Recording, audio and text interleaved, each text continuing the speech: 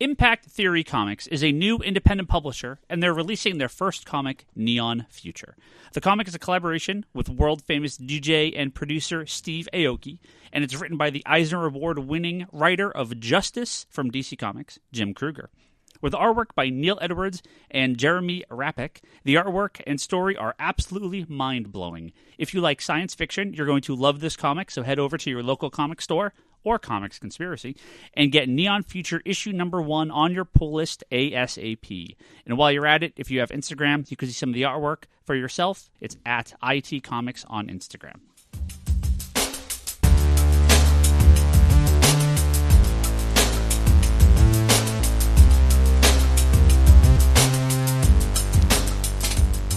Hello and welcome to the Comic Conspiracy episode 401 for the week of May 14th, 2019. My name is Ryan Higgins, who's here with me this week. Brock Sager. Scott Shea. It's the 14th already? Yeah. My kids are officially 6 and 8 now. And Kevin, ready for a 4-hour epised with a creator interview, and that's all that's happening, right? That's it. Yeah. The longest episode ever planned right now. And Charlie. And the That's okay. I'll still bow out around hour 3. I'll be like, fuck this, and leave. No. Not just bow out. Do say, it, fuck do it, this, Shea, and leave. come on. Just Charlie's done. Fuck you, Ryan Higgins. Well, Toby's not leaving. Boy, fun. you're sure all happy you're here today because we got not one, but 2 sales charts to talk about. Yes. But I want to give you a little backstory of why we're so late to talk about the March 2019 sales charts. So here's what happens. In the month of April, when Marvel Comics takes both the unit share and market share, meaning they sell the most comic books and they make the most money, Diamond Comics releases their sales charts at like the 9th or the 10th of the month, the Monday, a weekend, the first Monday they possibly can release it, right? However, in a case of March 2019, when DC dares to take one of those 2 spots, they push the sales charts out as far as possible because clearly they have to go to Marvel and console them because Marvel must take the unit and market share every single month or they throw a temper tantrum. You're looking white. Are you sick? No, I'm fine. I'm wondering if you're sick because this is nonsense. It's our new mic's working. Pretty good. It's unfortunately very true. Every time almost every single time, if you see DC beat Marvel in one of the 2 major sales chart numbers, they get very delayed. And we'll talk a lot. Marvel's trying to get that last pallet shipped out to nobody. We'll talk a lot more about enough Marvel's inferiority complex a little bit later in the podcast. But for now, let's talk about March 2019. I can't even remember what books came out in March. Top 10 Detective. Well, yeah, that one, but Yeah. I mean, of Batman. of March 2019. My guess is Batman. Batman's for on some both of these months. lists. Hold on. At least 4 Batman titles. Let me get the full list. like 6. Whoa, hey. Detective Comics number 1. Batman is a major character in 1, 2, 3, 4, 5, 6, 7 of the top 10 books that ship in the month of March. All right. Batman Who Laughs. Number 1, Detective Comics number 1000, selling 526,000 copies, over 500,000 copies. What did Action do? I think a little under that. At a $9.99 cover price. Big month. Detective Comics 1000. It seemed like Action was bigger. Yeah, let me see. But people love Batman. Let me take. It doesn't have to seem bigger. Batman just. Well, that's just because Ryan didn't spend a bunch of time talking about how many sets he pre-sold. That's true. Well, we did. For Action, it was the first time, right? One of these things happened. It just wasn't quite the same. Well, and somehow we got linked on some article. No, we were like the top search. Oh, okay. For like pre-ordering Action Comics 1000. That's what it was. Action 1, if you just go, month 1 sales charts, sold 449 thousand. So, about 80,000 less. And of course, more come in future months. So I don't know what their final total was probably 500,000.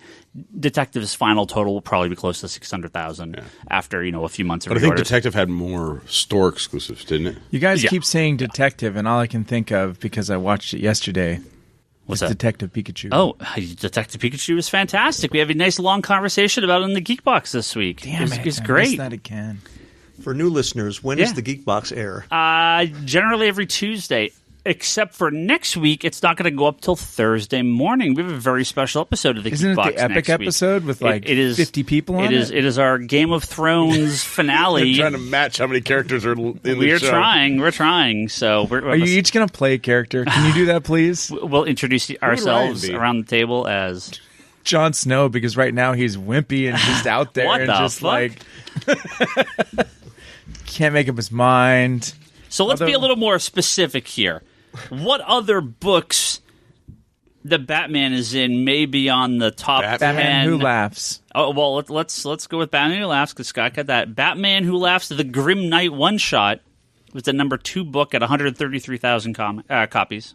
Wow, that was the number 2 comic? Yeah, a $4.99 price tag, too. Big book, yeah. Yep. I didn't cheat this time either. Okay. So how about just Batman? Batman 67 is a number 4 book, and Batman 66 is a number 5 book at 84 and 83,000 copies, respectively. So that's 4 of the top. Did we actually get a Doomsday Clock? That Doomsday Clock number 9 is the number 3 book at 120,000 copies.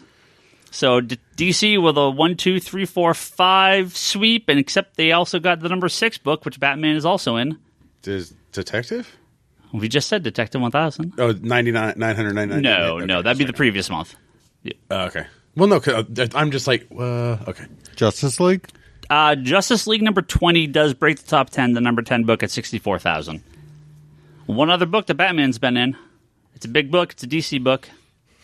Heroes in Crisis 8. Here, it's close. Heroes of Crisis number 7. 7. Was the number 6 book at 78,000 copies. Now, 7 of the top 10 books involve Batman. 3 of the top 10 books are Marvel comics that are all one other character as well. Spider-Man. Amazing Spider-Man number 17 is a number 7 book, and number 18 is a number 8 book at 78 and 74,000, and Spider-Man City at War number 1 is a number 9 book at 72,000. That's the video game. Video game universe. Universe book, which we did really good with number 1. So good with number 2. So, man, your top 10: Detective, Grim Knight, Doomsday Clock, Batman, Heroes in Crisis, Amazing Spider-Man, City at War, and Justice League. Humongous month for DC. What was crushing? What was the numbers that Marvel was having a tantrum over? Well, so if you go to the top books for the month, the overall units, Marvel sold 40.94% of all items shipped that month, right? Yeah. DC was 34%, Image 9.36%, IDW 3.19%. If you go to overall dollar, though, DC was 36%, Marvel was 34.46%, Image was 9.63%. So Image is pretty close there. Items in the top 300, Marvel had 93 books, DC had 60, Image had 41. Again, you go to units, it's very similar, 43% for Marvel, 36% for DC, but that $10 book, grabbing that 500,000 copies, DC with 43.66% of the dollar share in the top 300. So that's a big jump up for DC. Marvel at 38.69, Image at 6.32. So yeah, it's. And when did we get these numbers? We got these numbers it was like the 26th or something. It was April? The end of April. It was basically, it came out, I think, the Monday that we recorded we recorded Endgame on Tuesday, right? I think it came out Monday. I think it came out the day prior. Oh God! I think some of these, if you're going to put out a big issue now, I think the major companies need to just troll full on the speculators. We'll get to Marvel soon. We'll talk about Marvel in a few minutes. Number 8, number 1,000 with a brand new character that's going to be the biggest and best character ever. Again, we'll talk about Marvel in a few minutes. Let's go over to April, where. So I'm just curious. Yeah. When did April's numbers post compared to when those numbers post? The very first possible day. April's posted Monday. Whatever that Monday would have been. I think it was 6th. Maybe the numbers went up Thursday or Friday because the top 300 numbers just came out, but it was a clear 2 weeks prior than when they came out for the month prior. Now, just because we're going to be talking about this in the April catalog, can any of you guess what the number 27 book of the month is at 45,000 copies for the month of March? For the month of March? Yeah. Naomi. Actually, where is Naomi on this list? That's a good question. Speaking of Marvel trolling with brand new characters that everybody thinks are going to be something of something. Number 27? That's a random... Naomi's 100. Naomi number 3 is the 126th book at 14,000 copies. Really? Yeah. Speculators better get on that. We'll wait to see where it is at number 4. Yeah. I'm still just surprised it's that low. Yeah. Number 27th book of the month for March 2019 would be The Immortal Hulk number 14. Okay. All right. I was going to... The only thing I could think was the Major X book. It had a lot of speculator market around it. Where is Major X? No, that would not be till April, I believe. Yeah. I thought we were talking April. Yeah. No, that was March. No, it was March. Oh. I asked you specifically the March book. So let's go to April. Yeah. What are your top 10 books for April 2019? Batman number 69 is the number 5 book, and 68 is the number 6 book at 86. Batman Who Laughs. Sorry, at 88 and 87,000 copies, roughly. Batman Who Laughs is the number 3 book. Issue number 4 is the number 3 book. Heroes. At 103,000 copies. Heroes in Crisis number 8 is the number 8 book at 79.5 thousand copies.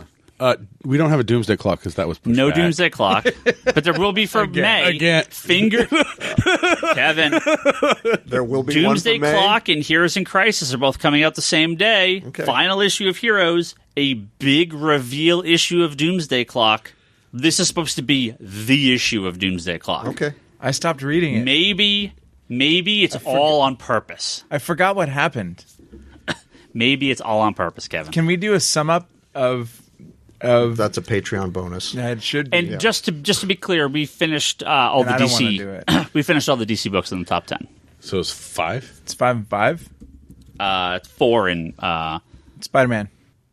Whoops! Let me come back up here. Where is my number? Sorry, I was looking for something and I went way down below. So Immortal Hulk. Whoa, very funny, but we'll talk about that in a little bit. You said Spider-Man. Amazing Spider-Man 20 does break the top 10. Yeah, don't 76,000 copies. Look at you Number 19 hating. did not, but number 20 did. Major X. No, where is Major X? We're just talking about that. Deja vu. Major X number 1 was the 28th book at 43,000 copies. I thought you can't get a copy. I thought it's like third printings by now. They are, yeah. But yet it's only the number. And Naomi is a $100 book because it's the 128th book on the month. So you said Spider-Man. There is another Spider-Man book in the top 10. So that'd be Symbiote Spider-Man number 1, the 5-issue miniseries where it goes back to his black costume by Peter David. 165,000 copies for the number 2 book of the month.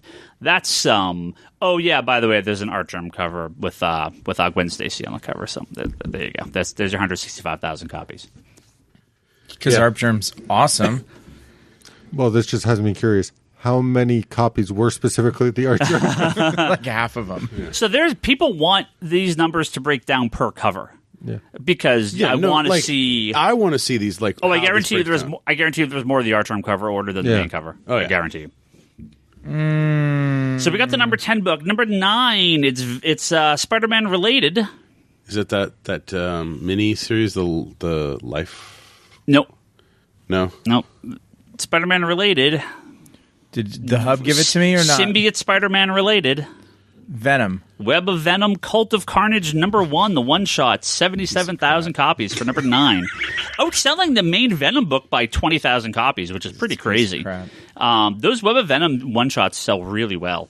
We got Heroes in Crisis. Number 7, it's a new series. It's number 1. It's technically named after a famous villain that's been popping up in some movies recently, but really it's actually a miniseries about Thanos and Gamora raising Gamora. It's actually a Gamora miniseries. They just were very smart to call it Thanos. Thanos #1 is the #7 book at 81,000 copies, and we sold a ton of that book. I'll be curious how #2 does. We got 6 and 5 is Batman. We got 3 is Batman Who Laughs. We got 2 for Symbiote Spider-Man. What's the #1 book of April? What was 4? I'll get to that. What's the #1 book of April? You mean the one that was already said by Kevin? Did he say it? If it's The Immortal Hulk. No, that's No. #4. No. Okay. Oh, I should go back. Immortal Hulk #15 was the #17 book at 53,000 copies from March. There was 2 issues. I was looking for the #15. I couldn't find it. What's the #1 book of April? What book in April? War of Realms #1, 187,000 copies. People give 2 rats butts because I was like, wait, I'm behind in Thor, It's so been I selling haven't well. started We're selling quite a War few. Realms. War Realms It's #1. going to be awesome, and you don't know it's awesome because you don't even read it. I read #1. No, that's doubtful. It's the beginning of the end. No. I even listened to that stupid music that they say for you to listen to. It's bad. The beginning of the Don't- end no, of it's Jason not. Aaron's It's run good. on Thor. I haven't read it yet, but War I'm sure Realms it's good. #1 book of April, 187,000 copies. Now, #4. Let's talk about #4 here for a second because it's got a lot of news. Mortal Hulk #16, right, is the #4 book. Now, the previous issue sold 50,000 copies. The #4 book here, so I should have actually had this up, sold 90,000 copies.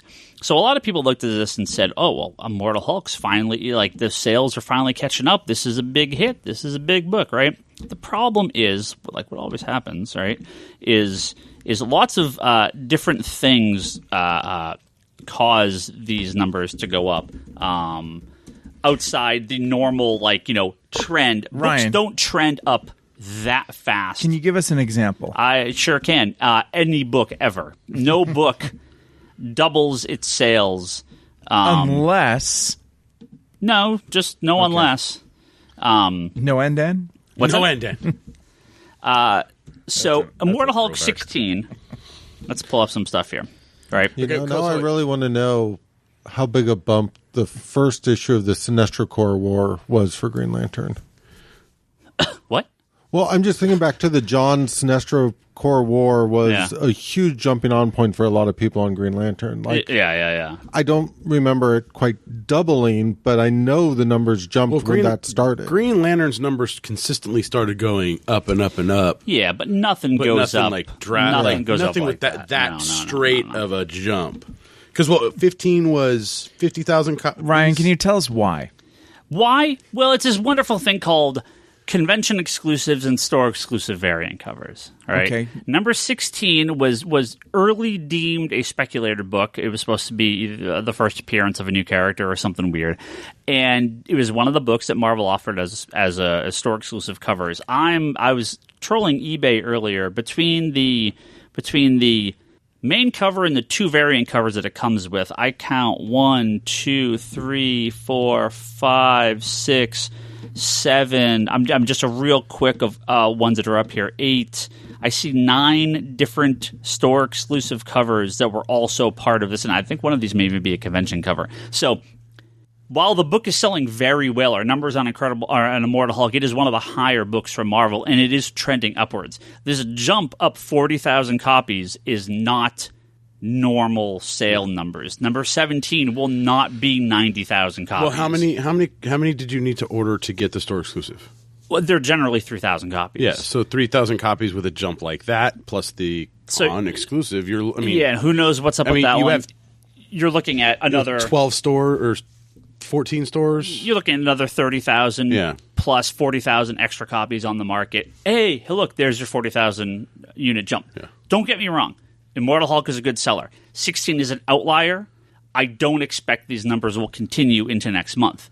I'm not saying it shouldn't be there. I'm not saying it can't be there. We've seen Walking Dead trend up and up and up and up and up and break into the top 10 in months. 180 issues in, 190 issues in. So it's possible, and it's great that Marvel has a book that's – we're reordering – they're on 5th, 6th prints of some of the early issues. I think we probably I think I overshot my limit. We were going up to about 40, 45 copies. I think I went 50 with this last one. It's probably too high. But we're starting to finally hit our number, which is fantastic for a Hulk book. Yeah. That's putting it on par with Amazing Spider-Man. That's putting it on par with our best-selling Marvel books. Hulk hasn't been anywhere near that in... No, and Immortal Hulk good is... reason. Yeah. Do you remember back in the early aughts, who's the writer?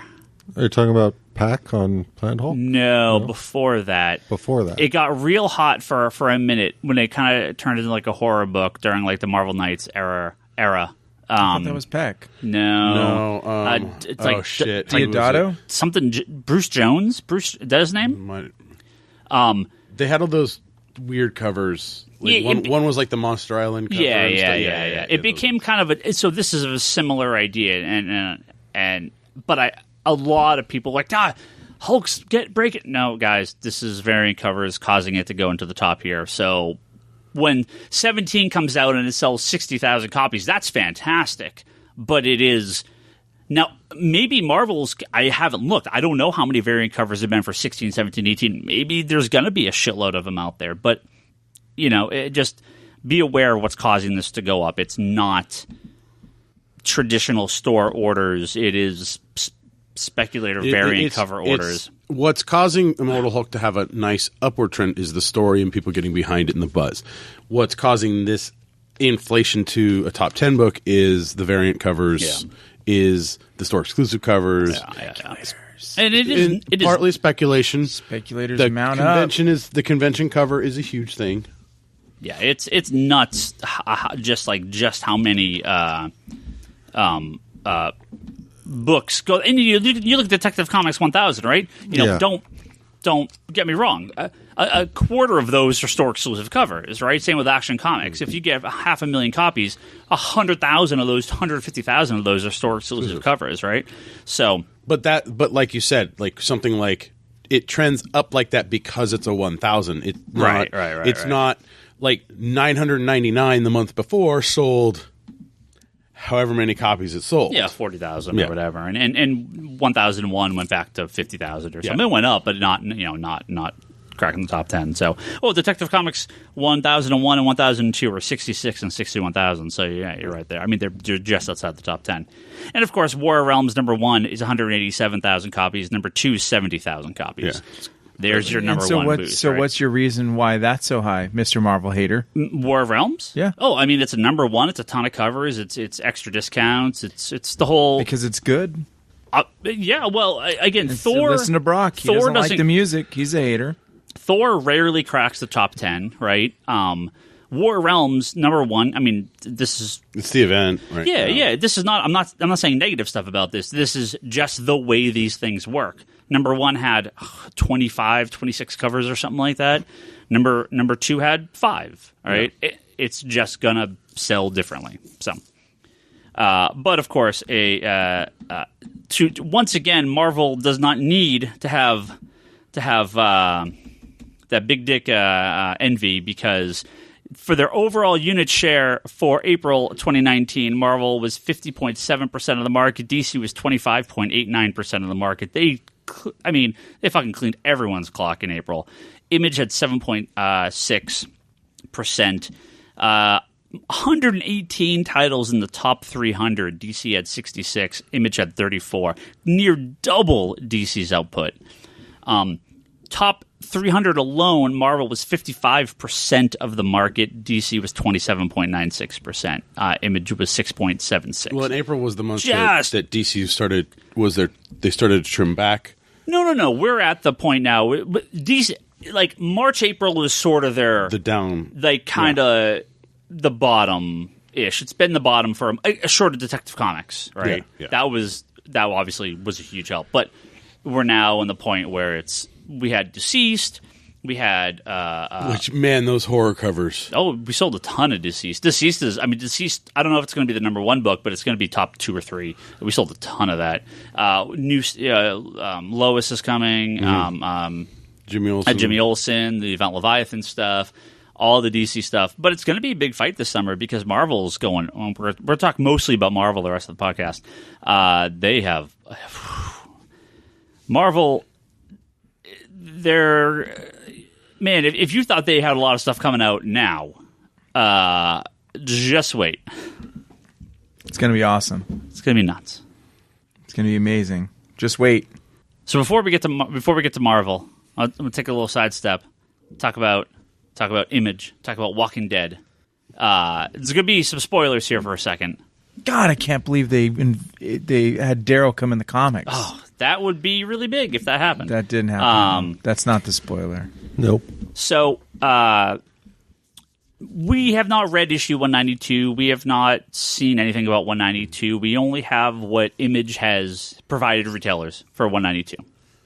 191, something pretty major happens at the very end. Again, if you don't want to know, if you haven't been spoiled at this point, skip this segment, give it a few minutes, right? We'll get through it pretty quick here. But for those people that don't care or want to hear the rest of the story, I'm going to continue now. At the end of 191, unknown to anyone when the issue shipped, obviously, this was a big surprise. Nobody knew this was going to happen. Rick gets shot. And not just like shot in the arm, like shot straight in the chest, heart. Right in the button. Like, I don't think you survive this shot. You know, maybe the purple healing ray could fix him, but that's about it. I was about to say, right? I remember when Carl got shot in the head, and I would have said the same thing. Yeah. So for now, then he got an eye patch. Yeah. Exactly. Yeah. So, we don't know what happens at 192. That said, if you're maybe been a little lax on picking up your copies of Walking Dead, yep, you missed 191 because it's gone. It's already, you're not going for a ton on eBay. Well, but they're doing a second print. Yeah, second print is coming for 191. Now, here's the thing with 192. It is the last issue of the story arc. Mm-hmm. It is the last issue in the trade paperback. It is going to be the last issue in the hardcover. It is going to be the last issue in the oversized slipcase that it ships in. And it's also going to be the last issue in the compendium when it comes out later this year. So, yeah, that's volume 4. So, they like to make these issues very important issues. Yes. Image has told retailers this is a very, very important issue of Walking Dead. It's oversized. It's oversized for no increase in price. Clearly based on what's happened in the TV show, putting Rick aside in the comics might be the way Kirkman wants to go. So But we don't know. You should request this issue from your local comic shop. Yeah. If you are a reader of Walking Dead. Yeah. That's and all. And the thing is you should do it because FOC has already gone through. FOC is passed. It's done. So whatever copies are out there are whatever copies are out there. Right. So you need to make sure that if this is something that you want to check out and let your shop know, because the 191 second print, that one... Is that still orderable, or? Yeah, it should be, yeah. There's a blank cover. You know, there's not 50 covers. You know, there's not a ton of variant covers. There is simply a blank cover, and that's it. That's the only variant for it. So, I expect retailers will bump their orders. I expect there'll be copies out there, but you never know. Yeah. So, if you're into Walking Dead, or if you want to catch up on the series and see what's been going on, this might be a good place to start, because when 193 comes out, we may be looking at a very different book. You know, Kirkman's been teasing, you know, for decades, literally decades at this point, that he could do whatever the hell he wants with the comic, and killing off Rick and going in a different direction. You know, that might bring some life back to the series. So, bring in Daryl. I'm just trying to remember if I'm 2 or 3 slipcase hardcovers behind at this point. I am. Who's alive? That's who died alive. The problem is I haven't read at least 1 or 2 I have at home, which is why I stopped picking them up. Right. So I have trades. I'm caught up to the last trade. But they're going to kill him. If they want it to be pumped up, you need to bring in Daryl. Sorry. I think they've said Daryl's never going to be in what's going to happen is Daryl's going to show up for like one panel and get killed. And that's what that would be awesome. It'll be a cameo, and then speculators go nuts for that. And dead. Daryl's only issue. So let's move on. Daryl's only panel. It has to be one panel somehow. Let's move on to our good friends over at Marvel. Oh, Marvel. Yes. Hey, do you like the new X-Men books that are coming out? Love them. Okay, they're all canceled. What? I am behind. That just means I don't have to read any. Jonathan Hickman when he launches House of 10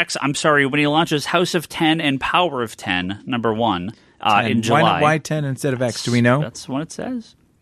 Wait, it says House of 10? It's called House of 10 and Power of 10. Everything I've seen says Power of X and House of X, but... That X. According to Jonathan Hickman, they are to be read Powers of 10 and House of 10. But they happen to say X. And I will X-Men in the never book. say those words again because the books are called House of X and Powers of X. Yeah. So that's a long way to get that joke out of the way. Anytime somebody calls or comes in and asks for House of X or Powers of X, never. Sorry, we don't have any X-Men. We only have 10 men here. No, I can't wait till we have giant-sized 10 men on the wall. T on the shelf. 10 men, number 94. No, see, the problem is Morrison did make it Weapon 10 in the comics, right? Yes, that throws all of this off. 10 men. But that was amazing when he did that. Hickman, the Uncanny 10 Men? Hickman has said, we are canceling every X-Men book. The only X-Men books that will be out in July, August, and September are House of X and Powers of X. So excited. 2 issues a month, 12 issues, back and forth between the 2 series. It's going to be awesome. You got to read them both. Oh, I'm sure it's going to be fun. Marvel has been pushing this on the retailer side like this is more important than the 5 other number ones. Giant Size X-Men number 1. Oh, that's bull. More important than Giant Size X-Men number 1. False. A complete reinvention of the X-Men from the ground up. And I've got to the fucking balls, right? I mean, that Giant Size number 1 set them up for decades of market dominance. Yeah. Yes, but do you really want marketing to come out and say, these will be important, not as important as all the... These will be mildly significant. The cojones on Marvel to come out and be like, no, guys. Okay, so... This. So when they come out and say, this is... I'm like, legacy. I am excited for Jonathan Hickman's X-Men. But to come out and say, the most important the book will ever be. What? Really? Well, I would think X-Men number 1 would be maybe a little more important than 94. You think? Just a little.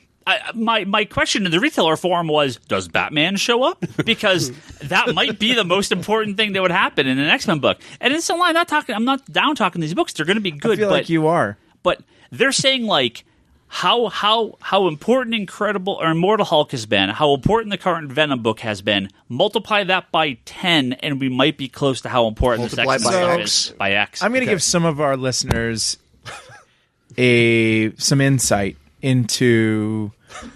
This seems to me like if you look at the WWE. And we're going to talk wrestling just for a moment. Sure, go for it. Vince McMahon shoving Roman Reigns down the fans' throat as to be the next great thing since The Rock. And he's been pushing the fans on it, and the fans rebel and hate it. I feel like this could have the same effect. Well, this Marvel shoving it down your throat. This is going to be the best thing ever. Maybe it'll be a new team. Maybe it'll be an old team. But are they really going to take 6 mutants from nowhere and put them on the X-Men with So here's the way I see it. Professor X? If you remove the marketing aside, all we really know is Hickman has a game plan for how he wants to not necessarily reinvent the X-Men, but bring them back to a prominent place where they haven't been in a long time. Okay. Hickman's done a very good job in the past with some of his other runs. Vince McMahon. Okay, go ahead. With some of his other runs, where I would argue I have faith in his ability to tell a compelling story. Whether or not they should be promoting it to the point where they are, but I don't know. I've always had issues with overhype, especially from the Marvel camp, but it's not exclusive to them. Well, Venom and Immortal Hulk. It might be exclusive to them at the rate they go. But this is how many X-Men relaunches, Ryan, in the last decade? 5, 6, yeah. So every other year for the last 10 years, the X-Men have been revamped. Uncanny's only a year old at this point, right? I mean, because they double ship it. And they were weekly for the first 10 issues, right? Yeah. So not even a year. Did you look at the covers, the sample pages and stuff? Yeah, they were regular, normal X-Men looking books. In one way, I look at it and I go, "Oh, look, it's Marvel Girl I assume. Cyclops, Wolverine, Nightcrawler, Magneto. Yeah. I recognize these characters. Oh, cool. Yeah, but now hearing this, I'm going... Well, so that's not what you're selling me. But if you look at FF... You're selling me right? 4 out of 5 guys that should be brand new. Okay, so if we look at FF... Look at Hickman's FF. Look at Hickman's X-Men, right? They're good books. Yep. Yeah. But they're not reinventing the wheel. They're taking the things... Avengers. What did I say? X-Men. Oh, Avengers. Sorry. Yeah. They're not. They're taking things that existed. They're adding some interesting characters to them that aren't traditionally in the pantheon. But the stories are cool, and it's big event books, and So I mean, I have a hard time with sort of the Avengers thing just because of the history of creative teams on Avengers and that kind of stuff. But he didn't do anything Bendis didn't do but 5 years I would earlier, say, 8 years earlier. But I would say his Fantastic Four run has been one of the best Fantastic Four runs I've ever read. Oh yeah, I mean, no pun intended. It was fantastic, but it doesn't. It's not like a ground up reinvention, changing the book forever. It's just a really good Fantastic Four run, right? Yeah. So, but like, while I hesitate to say sort of it is definitely a definitive run, even if it's not the definitive run. Like Immortal Hulk and Venom, which were used specifically in reference to how important this book is going to be, those are books that started off a little quiet, especially Immortal Hulk, very quiet, right? And they built and built and built. To me, like, Marvel, you don't need to pitch us on a new X-Men series by Hickman. Like, we're in, but when you start telling us how high to jump, man, I don't want to jump, all right? Legacy. Like, yeah, well, and there's an even worse one coming up. We'll talk about Marvel 1000 in a few minutes. I'm hot track. I'm excited for House of X and Powers of X, but the marketing, this push is like, well, it turns you off, like Scott said. Like it's kind of a turnoff. Like even Grant Morrison's new X-Men, which is by far my favorite take on the X-Men ever. It is the modernization of the X-Men idea, but it's not this grand reinvention. It's not like, it just took the classic concepts and put new spins on them, right? You know what I think of as an important X-Men comic? What's that? Not that Giant Size isn't. Is that the Jim Lee one? Oh, yeah. The number one. Yeah, Right. very important. Yeah, That's not a reinvention of anything. No, if anything, that is like the most classic take, right? That's building off the foundation of Giant Size 1, so when they say this is the most important X-Men ever, Yeah. It better be good. but what could it be? And it's not fair to penalize Hickman for a marketing's statement. Yeah. I mean, I don't know exactly who they're marketing it to or whatnot, but like, as I said, it's just the general buzz marketing around everything. I can ignore that. As you said, we already know the creative team. We already know the books that are coming out. I think for most people, they're not going to care what marketing's saying. They're just going to care, ooh, Hickman's on X-Men. Look, we've been getting X-Men relaunches for the last 10 years, every other year. Yeah. And I'm going to get them again. Sure. Well, Sorry. my wonder is... And it has Hickman, who is more historically one of the better launchers. Jonathan Hickman is meaningless to people outside the store, right? Revamping the X-Men is meaningless to people outside the store. Anyone short of Hugh Jackman is meaningless to almost every single person outside this door. So what do you Ryan do? Reynolds, man. Well, sure. What do you do to get lapsed readers, new people in? Because I mean, man, I love Jonathan Hickman, but holy hell, would I never recommend a Jonathan Hickman book to a new reader? It's like I wouldn't recommend Grant Morrison books to a new reader. Like what's a new reader going to get out of All-Star Superman? That is a love of the history of the character that I think is dependent on the knowledge that a longtime reader needs. It's an amazing book if you know, but if you've never read a Superman comic, I wouldn't start with All-Star Superman. You got to give him 4 seasons, just ease him in. But Hickman's Hickman's X-Men, it's like even his FF and Avengers. Even his Avengers FF. is so complicated. What is a casual or new reader or just someone that saw Endgame? They're not going to read that. They're going to have no idea what's going on in Infinity. So here's my curiosity around all this sort of promotional material. And again, a lot of this is like internal chatter. And this is why I don't really care about the promotional material. Like, as you're right, people outside the shop aren't going to care. People inside the shop are just going to care that it's a new X-Men book by Hickman. I don't see this getting picked up by mass media talking about unless issue 1 comes out and it's some huge catastrophic. But what would do that? New characters? Okay, whatever. Death of Wolverine. The death of characters? Meaningless. The Professor X is back? Whatever. But that's sort of my point, is like, I don't see it getting picked up by a large enough media presence that these statements matter one way or another. We've blown through many. They've been the uncanny 10 men for forever. Like I just we've don't know. all been living a lie. Like... There's only 10 mutants. Everybody else is a farce. So now all superheroes are mutants. So all superheroes can be in the X-Men. That's like some new gene bomb. All right, whatever. Like the X-Men now live in an alternate reality where it's only the X-Men. Are you trying to speculate things that would get outside of comics media attention? I'm just trying to think of anything. None of this would do anything. Maybe they're all hipsters now. I literally couldn't think of anything short of like what happened with Batman Damned. Yeah. Something like a great Scott and Cyclops is Cyclops, just hanging out. Right, Page but I one. mean, I can't think going to be the all nude X-Men. All nude X-Men. Yeah. Short of something ridiculous like that, if you're just talking about X-Men content, I can't think of anything that would move the needle to the general public. Well, that's what I said about. I was like, does Batman show up in it? Because I'm sure if Batman was randomly in an X-Men comic, that would get some buzz, right? What would cause? Well, I don't know. There's nothing, right? I don't know. And again, the X-Men as a brand, man. Oh, maybe Hope's back. Marvel has beat the X-Men down the last decade. Yeah. I mean, people are coming back, right? But it's been battle with Fox just kind of really shot themselves in the foot with it. I mean, Deadpool sells a fraction of what it used to. Uncanny sells well, right? But come on, with all of the renumberings and stuff, that dip keeps going further and further. The X-Men dominance is 10 years in the past at this point. Imagine if more than 10. 15 years. Just imagine if this whole time it had been that original. Don't let Bryce know. All of these decades, it had been that original 5 X-Men. Yeah. The books had always been about those 5 kids. Now imagine the Hickman debut is Giant Size number 1. Yeah. Do you think that would rock the boat enough to justify?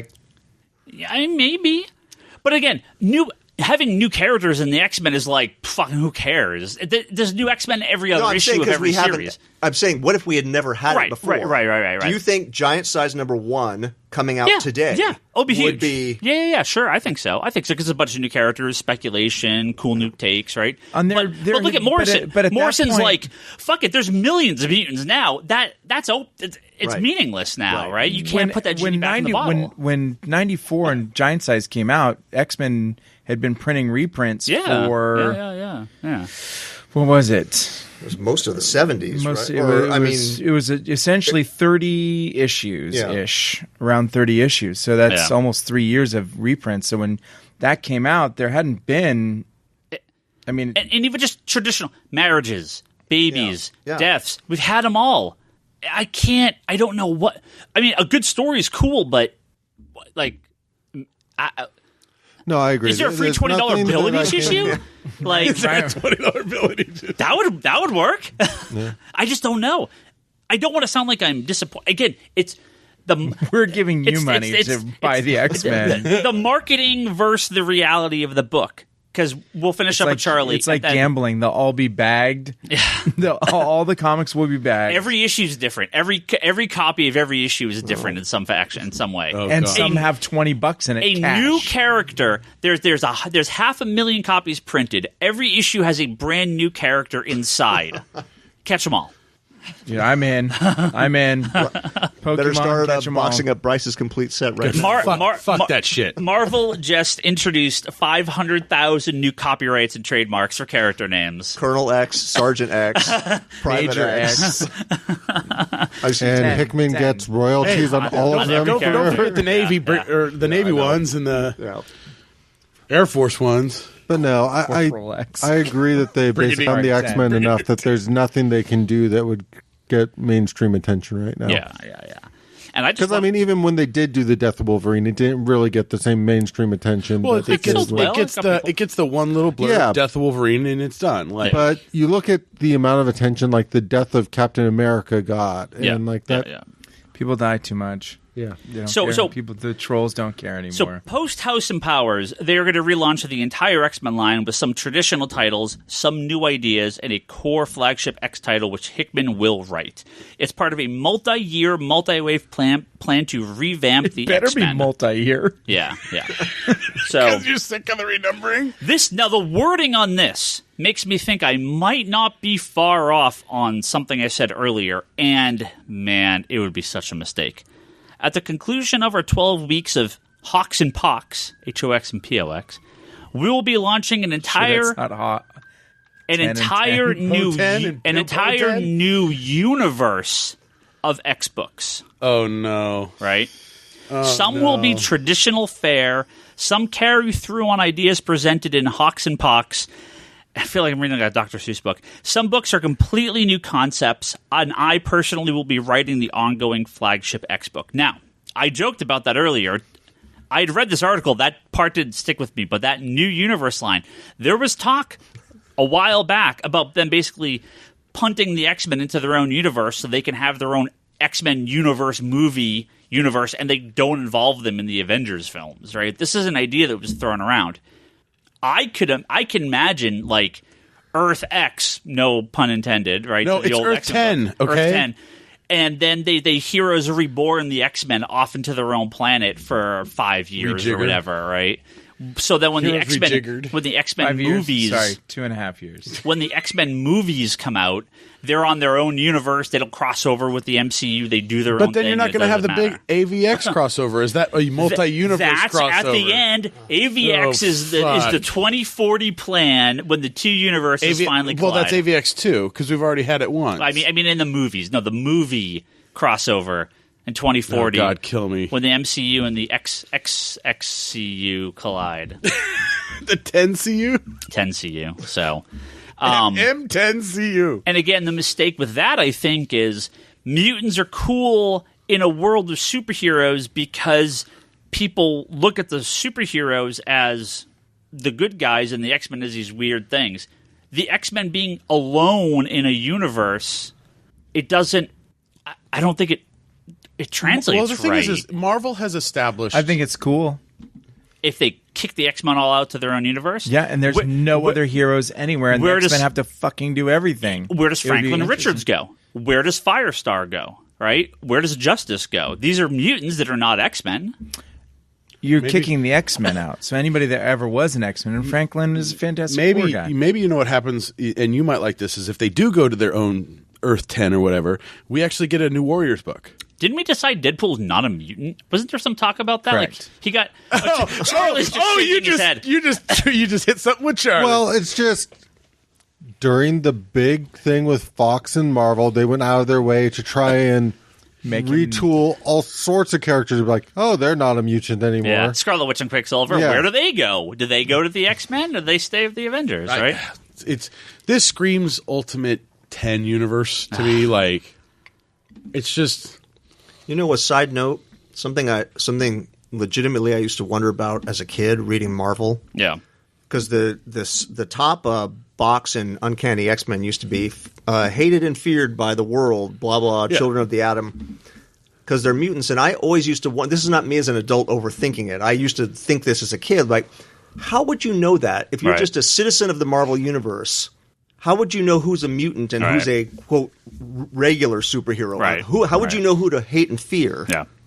You know, that's why they have registration acts. And Yeah, well, this was pre-registration acts. Yeah, the Mutant 10 Registration Act. Oh my God, Brock, drop. No, I'm not dropping it. The 10 thing is stupid.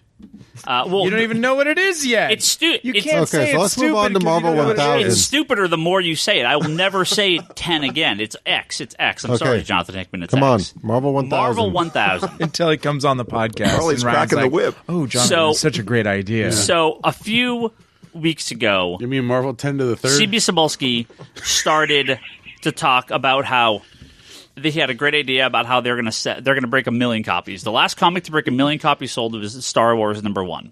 My answer of this, of course, was how many covers did that have again? what 110 or something like that by the end.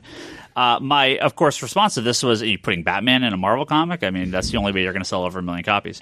Tom King, we talked about this. Tom King's Daredevil Batman You might not break 1 million, but you get close. Yeah. So these creative teams started being listed. These little, like, just one picture, same text, same background. I love how you're like downplaying the fact that some of these amazing names that hadn't been around in Marvel for a long time started popping up. Right, because Ryan's hating. No, right now. I'm just saying we don't have. I'm going in chronological order. We have no context for what's going on here. Right? It was this blue background with like covers, like different covers of things. Chip Zdarsky had the best one. With he said Chip Zdarsky and no one else will work with me. That's what his said. So. Like you said, same font, same whatever. August 2019 was plastered across the bottom. The Marvel logo was somewhere on it. But yeah, like you said, these were coming out. Like creators were tweeting out their own, right? Yeah. Like I saw George Perez with somebody. So I was like, George Perez on a Marvel book, like. So you mean the retired George Perez? Yeah, like retired. I'm like, what? So last week they said we're finally going to get the full announcement of what it is, and we got that and a ton more. So Marvel Comics 1000 is going to come out. It is an 80-page comic, square bound. So it's not saddle stitch. It's not like a regular comic. It is square bound. Marvel told us. 80 creative teams, 80 one-page, not one-page stories, but one page of an 80-page story. It is being run by Al Ewing, who's doing Immortal Hulk, and he is writing multiple pages on this, and we have no idea what the plot or anything. But it did say that it begins with Marvel Comics #1. It is it's like a history. No, it's not. It is like a Marvel through the years. In Ewing's interview, he said it starts with Marvel Comics #1. It is a history mystery. It is like we're going to examine the entire Marvel universe, but there's this thread that we're going to weave through the entire thing, and new characters and concepts and ideas are launched. Now, again, maybe it's going to lead to the relaunch of X-Men. Well, the idea sounds cool. The names are amazing, and I'm going to go through a bunch of the names in a second. But again, the marketing is the worst. Marvel Comics 1000. Why? You're going to have to read it to find out. Don't be a hater until you read it. There is no reason it is called Marvel Comics 1000. It is simply... Who said that? Tom Brevoort and Josephus Cebulski. It is ceremonial or whatever. You know what it should have been? It should have been Marvel Comics over 9,000. It should have been called Marvel Comics. It should have been Marvel Dragon Comics. Ball Z lovers here? Heck, yes, I know. Heck, 80th anniversary, whatever. Sure. Something. Like, Marvel sees Action Comics 1000 be the best-selling book of last year. Detective Comics 1000 we need 1,000 will be the most will be the best-selling comic of this year, right? So 80 pages, 80 creative teams. What's Marvel's price on this? $14.99? 1,000. That's what. What do you actually think? What do you actually think it would be? $14.99. $14.99 will be the cover price. Oh, fuck that shit. Yeah, I believe. $9.99 is the conservative possible. I mean, $9.99 is not out of the realm of possibility. $14.99 I think is much more likely. $9.99 with ridiculous discounts to retailers to get this in store would be the only way it sells 500,000. Well, okay, so let's go back real quick with the pricing stuff. Marvel Legacy was what? $5.99. $5.99. But again, the incentive pricing, all that, and variants we basically gave away cases of that for free. And the thing is like, remember when they did the Marvel Now point or yeah, they were whatever? I ordered none of those. So few of them. But the thing is like Marvel keep saying, oh, we have this one that will define whatever going on. And they put this ludicrous price tag on it. Yeah. And then they have to offer ludicrous discounts for it and all that stuff. But again, that's the way the game is played at this point. It's not Marvel. You can't really be like, Marvel's the only one. No. It's they could have this come out at $1.99, right? And fucking, I would eat my hat, right? $1,000. There will be 1,000 variant covers. That's for damn sure. But so if they put it out at $199, there would be 1,000 variant covers. Now Like each creative team would have a cover. That one would be polybagged. The 80 covers. And there would be 80 different covers that you could collect. So creators on We need this to book. not give them these horrible So wait, ideas. before you go to the creators, Yeah.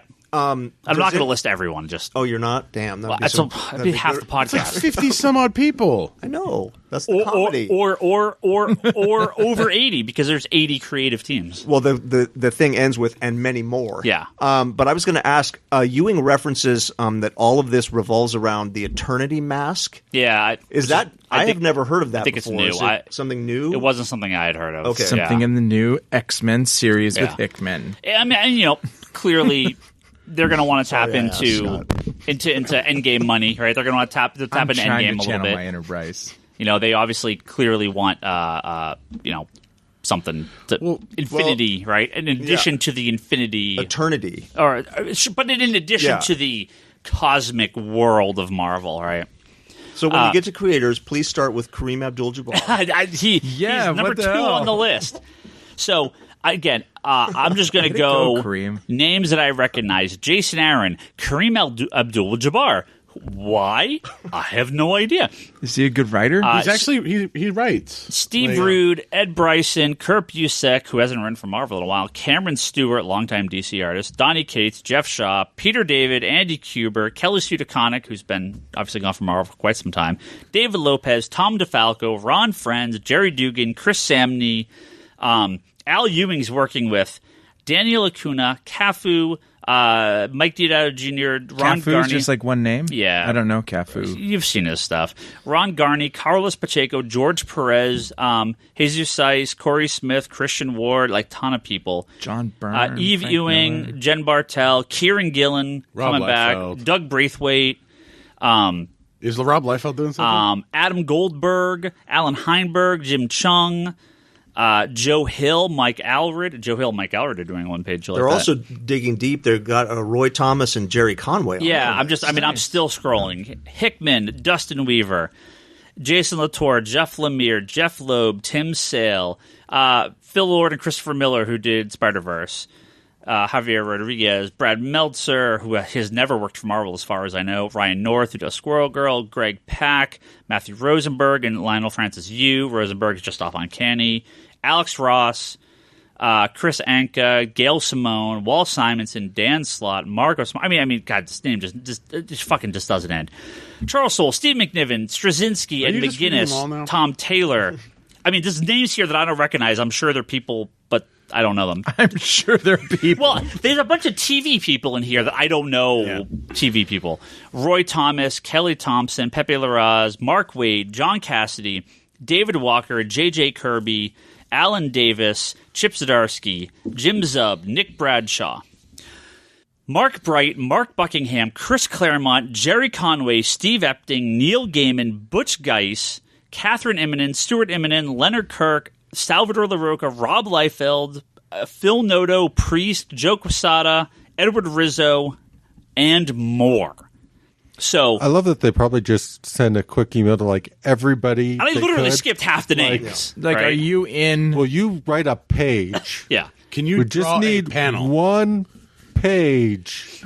of text, and Because we need this you is to for write Marvel's one panel. 80th anniversary, right? This is all part of Marvel's 80th anniversary. But again, look at I always go back to, this is a cool idea. This is a neat book. Why are they fucking chasing DC's dick on the 1000 numbering? Why? Marvel. What does it matter if You- if it helps it sell more books? It's why not. wouldn't they do that? Where's number 999? Someone's going to ask, where's Marvel Comics number 999, right? Where's 1001? And that's going to just create the headache for you. Their dick isn't so big. Their dick is like piercing the sun, and they're like, but we're a little jealous of that guy over there still. Fucking Marvel, you lead the way. Why are you trying to copy DC on this again? It's so pathetic that they keep trying. This thing succeeded from someone else, so we have to copy it. Marvel, you are the leaders. Why do you keep doing this? It looks so bad. Well, it's because they've followed all their lives, right? You're a hater. I was actually trying to do the math on this to get to 1,000. There's no math. No, because Marvel Comics became Marvel Tales. And Marvel Tales got canceled at like number 150 something. So even if Marvel Tales had kept going in publication, we still wouldn't be at 1,000 now. No. So Editor Tom Brevoort says, more than anything, it was a symbolic thing. Yeah. Symbolic there of is- we don't have 1,000 because we have don't- nothing close. If they fucking could, if they wanted to keep the FF around and put it out twice a month for the last 20 years, they would have one. Who like, 1,000 is cool, but who cares, right? Do it naturally. Hey, Marvel, you already published 1,000 issues. You had Deadpool 1,000. You had Wolverine 1,000. You had Wolverine 1,000. You just put them out because they, like, it's meaningless, right? These numbers are meaningless. Like, it just... Again, the marketing You're feels so salty. The market, it is true. The marketing is so weird. okay, so that being put aside, how many copies do you think you're going to order? It depends on pricing, depends on discount. At $14.99. At $14.99, I briefly thought that you said bricing. Depends on pricing, and it Well, depends then on a just million. a million. at $14.99 with pretty standard 1,000. discounts. 200? No. Like pre-orders and 20 for the shelf. Well, I mean, keep in Like- mind there's going to be a bunch of covers. Yeah, we of know course. there's going to be a bunch of covers. Blake will take his set, and a couple of my other guys will order. I'll end up getting 100 copies total between everything. There'll be some crazy incentives, but like again, if they like, it's a $14.99 price tag, but if you buy 1,000 copies, it's 50 cents each. Well, then sure, right? Because then I can price it at or give it away for free and just sell the variants or whatever. That's what we did with like Marvel Legacy, right? But if it's $9.99. Match 350% of Immortal Hulk 18. Sure, of War Realms 1 for an extra 10% discount. Fuck off. Like you're never hitting 1 million copies at that. You're not hitting 300,000 copies at that. Well, that's okay. They're going to have an Artgerm cover. They're going to have an Ox Ross cover. They're going to have... No, see, the thing is Marvel's just going to print 1 million of them I and would say, we got 1 million. Holy hell. I would love to have stacks of this book at the front counter for a decade to just give to a person that walks in and just be like, here are some of the greatest writers and greatest artists in comic history. Here's a bunch of new concepts and stories. You don't have to have read a single thing ever. It explores the entire history of the Marvel Universe. This is for you for free. If you like any of these concepts, let me know. I'll tell you what to buy next. Right? That's what they should do. What are they going to do? Probably not that. Yeah. Well, like I was like saying before with like Legacy and the price point, but when we got Rebirth, the first batch of that was $2.99. Yeah. And they offered the original. Yeah. The original reprints was weren't, but the original was $2.99, Yeah. and they offered decent discounts if you ordered. big discounts Like- in the variants. We gave them away. Yeah, like right. we gave those away. Like people, and Yeah. how many printings did that go to? Like It's 5 or 6 printings. like 5 or 6 yeah. natural 5 or 6 printings. Countdown to Infinite Crisis was a 80-page dollar comic. yeah. Right. Fuck. Speaking of dicks hitting the sun, Yeah.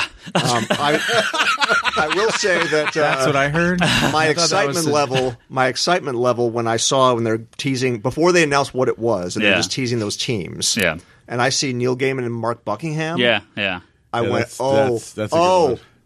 it's actually happening. It's for real. No. Yeah, right. Because then when I saw one that had Perez's name, Yeah. I knew that Perez has said he can't do a book. Right. Right. So right. that's when the game is up. Like it's Yeah. something. Well, when I saw all these creative teams, I'm like, well, either Marvel's relaunching their entire line again, or this is some jam project, right? So Yeah. it kind of you kind of figure. Combination of both. Well, I don't know. Right? So. Well, anyway, this is what happened next.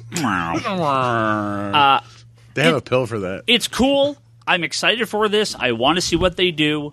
But again, why do you get to say this is the book we're going to sell 1 million copies? Why do you have to say we're issue 1,000? It's so Well, the thing is so See, I can't wait till they announce it's $1.99 and it sells 2 million copies. awesome. Fucking awesome. But just like what Kevin was talking about a little bit ago, the last, Star Wars was a little different. The last book that Marvel had that did that is that guy right there, X-Men, right? X-Men number Jim 1 Lee's sold 8 X-Men million number 1. copies. Why? Because holy, that hype, right? Was that 95, 94? 91? I mean, I'm not- 92? Oh, was it 91? earlier? Was Jim? Oh, was no, Jim 90, then? 91. It What was Jim on pre-image. before that? It was.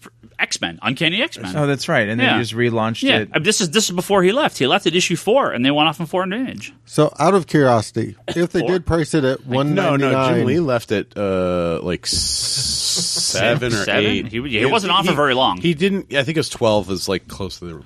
if they did offer it at $199, would you consider a store exclusive cover? Sure. Yeah. I mean, again, the store exclusive covers, the problem with them is there is a minimum price point on those. Yeah. They wouldn't be that price ever. If it was like a Marvel Comics thing with our store name on it, like they could do that cheap. But when it comes to like the physical store exclusive cover, the discount's very low. That's why store exclusive covers are so expensive. I'm not getting a 55% discount in incentive covers. No. It's like I get like $1 off an issue or whatever. Yeah. It's a really shit discount, which is why Detective Comics 1000 at $9.99. Oh, I mean, it was like $8 or $7, I think, for a store exclusive cover per copy. It's just brutal. Because it's like a custom print. No, and I get that. I'm just. But yes, So- $1.99 the store exclusive covers at traditional discount. Sure, sign me up. I'll take 5,000 of them. Again, it'll be a free comic book day book, and I'll just have them forever, right? And I'll sell the variants. And make I'm my just money that way. saying, like, from my perspective, if you figure out the right price point and you'll easily hit the 1 million copies. It's just. But Detective sells 500,000 at a $9.99 price point, right? Yes. So Marvel's thought is gonna be it's 80 pages at $9.99, right? But they have to hit the right number of variants that are widely available, plus store exclusive covers. And what does this lead to? Does this lead to the next major Marvel crossover book? Right? Is this just Relaunch of X-Men. well? It's gonna Honestly, be. I'm It's gonna just be hoping right this- after. I'm really hoping this does lead to some of those creative teams sticking around for new projects. No. Not all of them, but some of them. I would love to This see. is them they went to their Rolodex and they're just like, fucking anyone, please. Like, Oh, I know, but- everyone. Come back and do one. Like I One big name missing on this list that I thought I would see. Who is it? Tom King. No. Well, he's exclusive with the DC. Come on, Kevin. Who did we think was coming back? They've been talking about this. Oh, Byrne. Yeah. All But right. Byrne's under the context of that elsewhen. But so that's why I would think he'd do a page as kind of the segue into that. There's also Frank Miller. Yeah. I wonder if he's under contract with DC. Miller shows up at like the DC events as like a DC representative. Like a total prop boy now. I kind of wonder if he was signing at Dark Horse at. Was he? I guess they did do 300. I wonder if that could have been like an outside project. Like Jim, like would they let him draw the kitchen sink? Huh? I'm going to guess puts that in everything. I'm going to see, but that thing on the ad where it says "and many more." Yeah. I don't think you really many more Byrne and Frank Miller. Yeah. Well, it could be once the ink dries of the contract, we'll add their names to the list, right? Featuring Kareem Abdul-Jabbar. Oh, and Frank Miller and John Byrne. Yes, and more. And all of the great Skyler does a Lakers panel. of the 80s. I just, huh? Pat Riley's always wanted to do that Nova story. Well, I did notice when they were talking about the context, they were talking about all the big characters, and they're like, and we're gonna have Night Thrasher in it, and I'm like, wait, what? Night Thrasher's gonna be in this? Awesome, huh? So. Last week when this was dropping and stuff like that, or before this had dropped, and we were talking about it, and there was that whole tweet or the whole thing from the articles. We're going to sell 1 million copies. Blah blah blah blah. Like you and I looked at each other and said, "Is Marvel and DC doing a crossover?" That literally was the only thing I could think. Like nothing else could possibly do that. Like even if Marvel course corrected. And called this like the 80-page Marvel Giant Anniversary Edition, whatever. Well, X-Men Avengers Justice League didn't sell that well. No. But I'm trying to think of today. Star Wars is this other thing. There is no other thing that would sell 1 million copies. Indiana Jones. Nope. Maybe Harry Potter written by J.K. Rowling. Yes. Could. Yes. Yeah. That would sell 1 million copies. Like, legitimately written by her, not like, and Peter David, right? Like, no. Written by her, start to finish. Well, what if... I could see that easily breaking 1 million. What if Game of Thrones ends like trash and the writer goes, nah, that's not how it ends. I'm going to put out a comic book. There is a Game of Thrones comic. Even if Martin came on to do a Game of Thrones comic... It'd have to be Marvel at DC, though. Is there any book where you could see? Well, you don't even sell that much of the Game of Thrones comic now. I don't sell any of them. Yeah. Yeah, I don't think Indiana Jones has the cross-cultural appeal of Star Wars. I'm trying to think of. I'm just trying to think if you could bring a creator back to reprise his or her greatest hit. No, they're doing that. I can't even think. Peter David's coming back to do a Hulk story. It's like no one cares. Hulk's not in that million stratosphere. I mean, if you put Jim Lee on X-Men, and like where he's actually doing it, not one issue and then flames out. Jim Lee on a Batman X-Men crossover, baby. Because Jim Lee's not going to move $1 million on any by himself. No, I don't think so. He doesn't move. I don't think so. Anymore. I just love your solution is add Batman. Just need to include Batman. yeah. Add Batman. Add Batman. Well, I'm trying to think of like legitimately what would move the needle that much. Batman, his Wang, Harley Quinn. I don't know that Jim Lee on X-Men would do that. Maybe Marvel's purchased Batman, and you don't know. Disney's purchased Batman. They're like, we only want Batman. We don't want the rest of this. Batman. We just want Batman. So this leads to another topic. Tom King on Batman. With issue 75, right? Oh, I don't know, because it's funny that these two stories come up at the same time, right? He's talking about his run. This is on Hollywood Reporter. Wait, are things never going to be the same again? From 75 up through 100 to the end of his run, right? It's something that's going to change the character for a generation. Oh, Jesus, I was kidding. Or maybe more, maybe forever. He's actually going to get married. I never thought we'd get this kind of stuff approved. When you're working with a corporate character, you think you're going to have to reset. But this is a change that's going to shake the world of Batman. It's going to leave my mark on the character. So, Tom King's Batman. What happens to this, right? A yellow oval around the bat. What does change Batman forever? It's not killing a Robin. It's not killing Alfred. They've done this and come back and they threaten. Have there blah, been blah, teases blah. about this? Because I haven't seen any teases of what this is. Just the interview. Just the interview. Okay. Yeah. He's like, I had my pitch and DC said, yeah, do it. So marrying Catwoman. That was my I thought. think that would. I think that's it. And we even talked about this when issue 50 came out. And I said, "Oh, she doesn't marry her at the start unless they are gone and magically divorced by the end. You marry him at the end, and that is the change, right? Mm-hmm. If that's how it's going to happen, that could be it. How about again killing Alfred feels well." Snyder. Someone would Snyder, he says change Batman for a generation. Removing Alfred is. It would just people would just bring him back, because someone's going to be like, you don't fucking kill Alfred to bring him back. Marrying Catwoman, I feel could be that change, right? And DC's Batman, notorious for not outing Bruce Wayne as Batman. Like, this is not an imaginary story. Again until the next relaunch. They could reboot in a decade.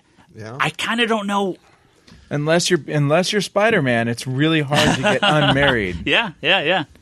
And then you just make a deal with the devil. And then and it didn't happen. Mephisto in the DC universe. Yeah, but we have Neuron. You got well, deal with I Neuron. mean, Trigon. all it takes is the next crisis. Right, And we exactly. all know all it takes is the next crisis.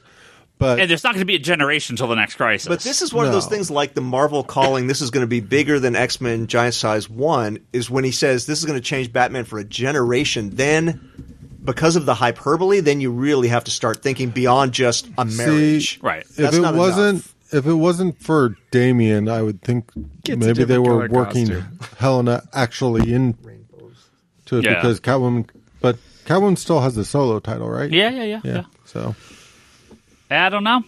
Yeah.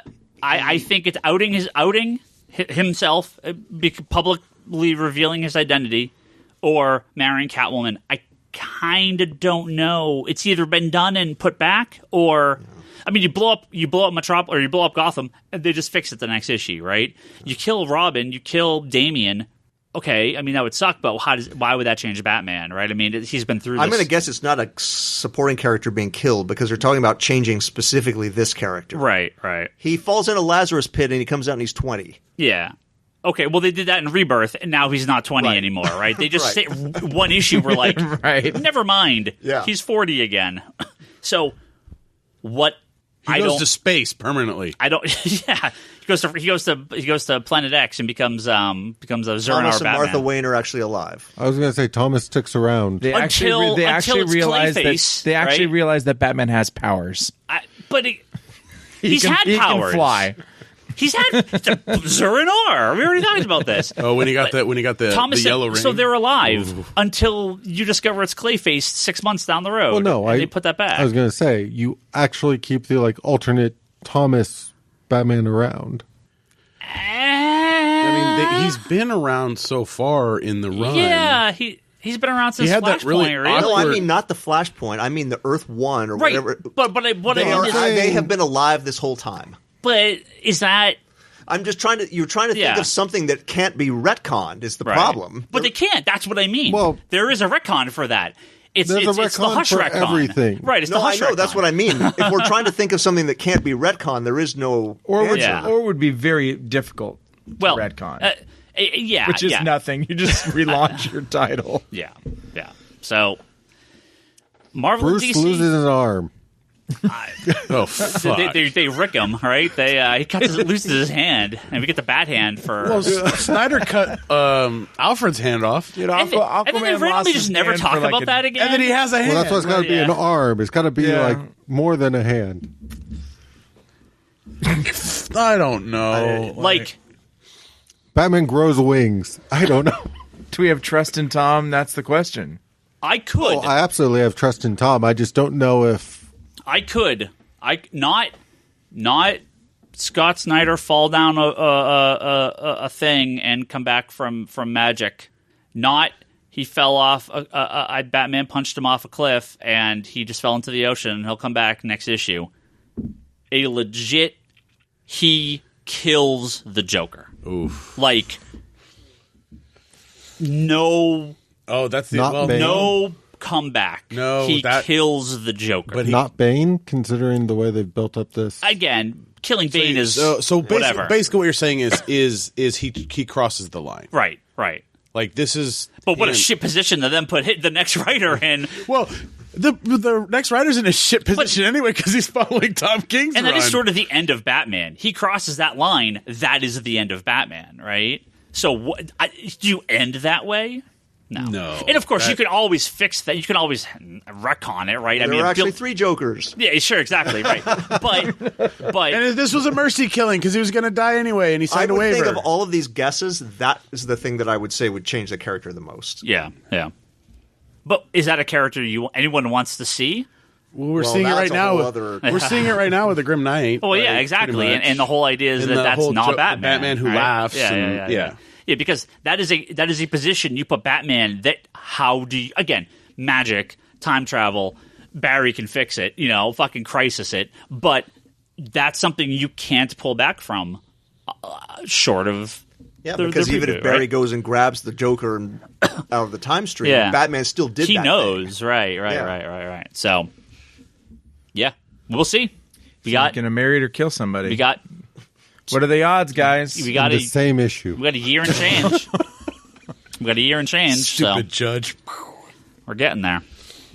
Let's hit some questions. Wait, Let's we hit some only have a questions. year and change of Tom King's run. Can we take a moment and just 30 issues, 15 months. Oh, All right. so sad. We got a lot of questions here. Let's get through some of these. How many of them have to deal with Marvel 1000? I think a couple. Let me see. I had some other questions that people had DM'd me. I need to get those out and put them on there. So, let's We're see. waiting with anticipation. The questions we already answered. The stuff we already answered. All right, here's one from Colin. He says, what are some tips you have for organizing your comics at home? Long boxes, short boxes. You organize by genre, character, alphabetical. Alphanumerical is the only way to go, Colin. A and A's, regardless Z's, regardless of how hard it is. 1 in the front, Just 1,000 in the back. and if it's a off title, you need to put it somewhere else. I don't know. It depends on your collection. Yeah. Yeah, I've started to move crossovers where I don't have any part of the series into the where it would go in a crossover. Yeah. That's about the only thing. Like, I don't do that at the store, but in my own personal collection, I've been like, well, I don't buy Deathstroke, but I'm going to put these Deathstroke issues with Teen Titans just because it's part of the crossover. That's what I do. And like things like Batgirl Harley Quinn showed up in Batgirl for like a couple of issues. Like, I put that in the minis of Harley under Batgirl. Like, I mean, it depends on your collection. If you have a lot of stuff, then absolutely, just do Alpha and Miracle and that kind of stuff. But again, if you only pick up the Bat Family books when it's a Bat Family event, I don't see the point in putting those separate. No. Well, and the thing is like also like again when you get into miniseries and stuff like that, like things that have their own real name, but there's something that's connected to like a specific character. Yeah. Oh, I have a special section for books that are more about like I bought this for the Alex Ross art. That goes in a Alex Ross box. Well, I have my various New Warriors section. Well, we have the of like, here's my Marvel Age issues. Was it Blackest Night? We have it filed here at the store with all the after Green Lantern as a Green Lantern mini. Yeah, but Brightest Day. We have filed under Brightest Day. I'm going to move Blackest Night when I get to the G's, to the resort. I'm going to move it. You're going to move it into the B's? Yeah, okay. Yeah. But that's the thing is like, I mean, again, it depends on size of your collection. You know, if you have a handful of titles that you collect, you know, put them in however order you want. But if you're collecting a lot of stuff. For my trades, I actually put them in chronological order. For the most part, because my trades are separated. I have my trades all one, regular hardcovers all alphabetized together, and then my like deluxe absolute or my deluxe. Those are separate, but all my hardcovers and soft covers are just pure chronological on the shelf by the era they came out with. So except for like random little one-offs that go at the end. But so the way I've done my hardcovers at home is like I have like alphabetical, all the sort of character, like all my Daredevils together, that kind of thing. The only exception to that is like for the Marvel Cosmic stuff, I put all that stuff together regardless of it's which kind of a group. The title is. Yeah. And like all the under?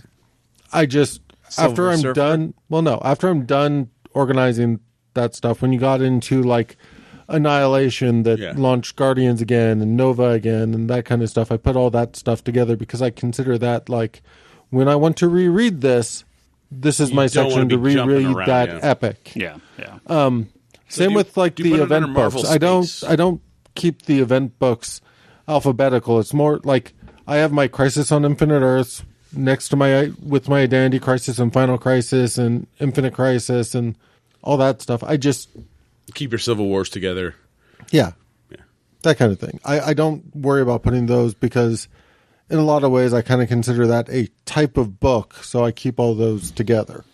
Well, and again, like he mentions, you know, short boxes, long boxes, drawer. I mean, I would assume drawer boxes would be on there as well. It's just whatever fits the space you're in, like whatever space you have. Like I know you, Ryan, have. I have the same shelving we have here. Yeah, you have the same shelving we have here. You have them in I have the long boxes in the you know what I saw somebody had, and I've seen it before, and it's kind of nice. Is the 2 or 3 file cabinets where you can fit short boxes in the widthways. Right. Those I saw somebody set that up nicely the other day, and normally it's a pretty hack job. So I have to say, I do really like the fact that they've started doing the art boxes. So if you have a particular character or something, those are nice. The art boxes can sort of display your collection very nicely. And I also like the new plastic boxes that have been coming out because they have the little insert in the front where you can sort of mark them. You know, and they kind of have a locking mechanism at the top, which is kind of cool. They stack really nicely because they have a like interlocking system. Like with like there's 4 pegs on like 4 little bumps on top that they fit nicely into. You know, if you're a little handy, it's very easy to because I used to just have my long boxes stacked floor to ceiling in my bedroom, and it acted kind of like a fake shelf, right?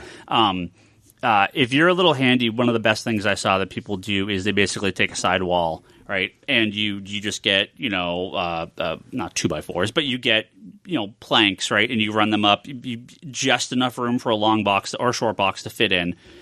You just build like those IKEA cubes, right? Yeah. But you just sort of build your own or get something very similar to them. Make it very snug so that you're not losing a lot of accessing as much space as you can, and then you top it off with a with like a shelf, right? Like plywood. So so you paint it. You get some nice. I've seen really nice versions, and you can put. You don't have to put statues up there. I mean, you could put artwork. You could put a mirror. You could put plants. You could put stuff up there to not make it look like a bunch of boxes sitting in the side of a room, and they can look really nice. Especially, again, Charlie, like you said, if you have some of those little tabs, you can have little bits of artwork. You can kind of spruce it up a little bit. It doesn't have to look like crap. You can do a really good job with it. I mean, I do recommend if you're, again, having to stack your books, like I still have to do. I have drawer boxes, and they horribly lean once you start going over 3. Or like once you get to like 3 or 4, they start to lean bad. Was that drawer boxes at one point? It's... Like Ryan's version is the BCW sleeves. It's the sleeves, but on a shelf. But they're on a shelf. Like those work perfectly. Yeah. Like, but again, if you have to stack, unless you're inside a house, like let's say you're in a garage or you're in a basement, you need to raise them off the floor. So you need to plank them. You have to put some runners down underneath, like. 2x4s will work, but 2x6s are a little bit better for that. Well, and I always recommend, too, a wall and a bookshelf or a unit of something on the other side because they're just going to lean once you go 4 or 5 boxes high. Yeah. They just... I've been into shops where they do that. Like they don't even put it against. Like it starts on a wall, but it starts to like lean away from like it's like what are you Neanderthals? I mean, what's going on? Now, a lot of people are savages, man. Do what they can do. Savages. But again, it's organizing them can become an expensive project. Yeah. Next question. Leonardo says, I'm going to Disneyland next week, but it's been a little while. Longtime customer and podcast listener, Leonardo.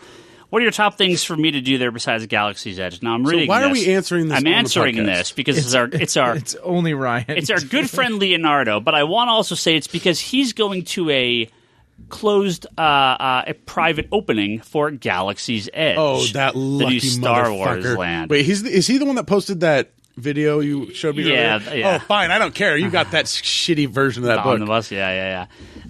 Just kidding, Leo. So, I feel bad for you. I mean, look, I don't know if you heard of this, Scott. Marvel Comics was bought by Disney, and they published Star Wars comic books. So Disneyland, baby, tax write-off. I got to talk about it occasionally. Gotta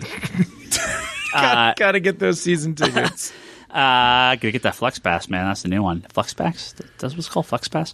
If you could write off your season tickets, you should just do it.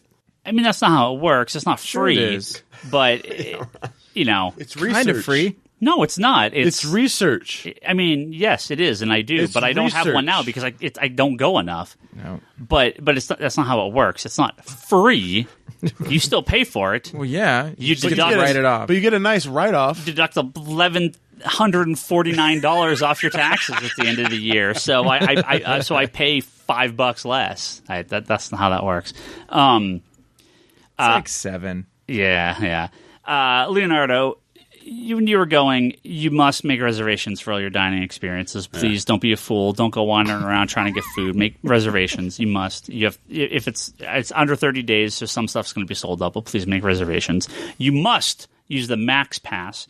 You can't use it at Galaxy's Edge, but it's a mobile app that allows you to book fast passes and do all your stuff on there and track everything during the day. It is $15 a person a day. It is the most useful thing you will ever do at Disneyland. Other than that, have fun at Galaxy's Edge. Oh, they're charging for that thing now? You can still get a free Fast Pass, like a normal Fast Pass. Uh-huh. The Max Pass is a separate... So I can be in fucking Roger Rabbit, and I can make a Fast Pass for the Haunted Mansion across the park on my phone, be there 10 minutes later, walk on, and it's the most incredible thing. Okay. Normally, you have to go over, scan your ticket, see what's going on. So get the time that they give you. This gives you a little bit more flexibility. Yeah. So it's a pay to ride. Tyler asks, I've been reading things I've missed over the last couple of years. I know Ryan Hess has been doing the same thing. He's been tagging us on a bunch of stuff that he's catching up on. His bank account hates us. Is there anything you read way after it came out and thought, why was I not reading this in the first place? Empire. Yeah, you were a big fan of that, huh? Loved it. Thought it was fantastic. Mark Waid. Yep. Bad guys rule the world. Yeah, but that was years ago. They haven't done new stuff in a while. No. Anyone else? Oh god, some of this that came out, or like I read way after it came out. So, I mean, there's plenty of. This is one of the things that I can't even like articulate fully in comic books, which is interesting to me. I knew all sorts of details about the death of Gwen Stacy before I ever read the death of Gwen Stacy. Yeah. Like, really? I knew exactly what happened, and like, okay, and it was interesting because I remember having like these in-depth conversations about the death of Gwen Stacy, having never actually read the death of Gwen Stacy until they finally did like a trade collection, and I got a chance to read it. Mm-hmm.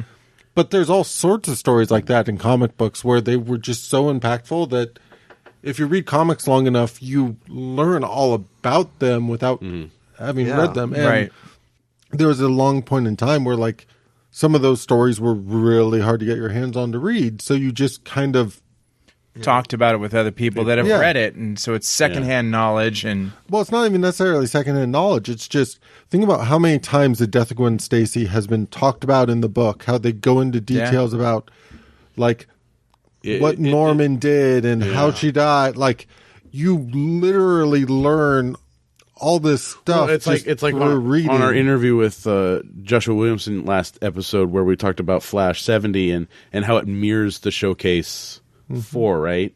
Like I've never read Showcase 4, but no, like reading issue 70 and you talking about it, it's like, oh, now I kind of. Well, for me, the whole Silver Age of comics is this category, right? Yeah. Like, well, and it was right. So I mean, when comics were like. When I started reading in the 80s, essentially, it was they used to have little asterisks by this other comic. So you're like, oh, this refers to whatever this was. Yeah. Half the time you couldn't get the book or find it, but you would always have a reference point for it. I remember when they started reprinting like the older stories again, like that was one of my big things. I'm like, oh, I need to get this so I can finally read the actual story. That way. But it was funny because I always was like very aware of the history. Like it's almost like when you've heard about a good book and you heard all about it and then you finally get a chance to read it. That's what that felt like at the time. The Neil Adams Green Arrow, Green Lantern, Green Arrow stuff. Yeah. Like I had heard about that for years and like those covers are iconic and I like they finally released a collection of it and I'm like I bought it and like just devoured it and you know it's yeah, I think those are very much of their time. Yeah, they're of their time, but they do have practical applications like now in some instances, like slumlords and all that stuff. And but I mean, all that always sort of resonates through the books. Yeah. Like, you know, like the different characters that are closely linked and have a very strong bond because that bond always comes up in the books when those two characters are in the book together. Brock, you've got another one coming up, the Kree Skrull War. Yeah, I haven't read it. I'm like, I need to pick it up at some point and read through it. So, and they have a nice collection of it now. So, like Infinity Gauntlet for me, like I heard about it, but I never read it until the years and years after. But yeah, I mean, I think when you jump back into comics, that's when like a bulk of it happens.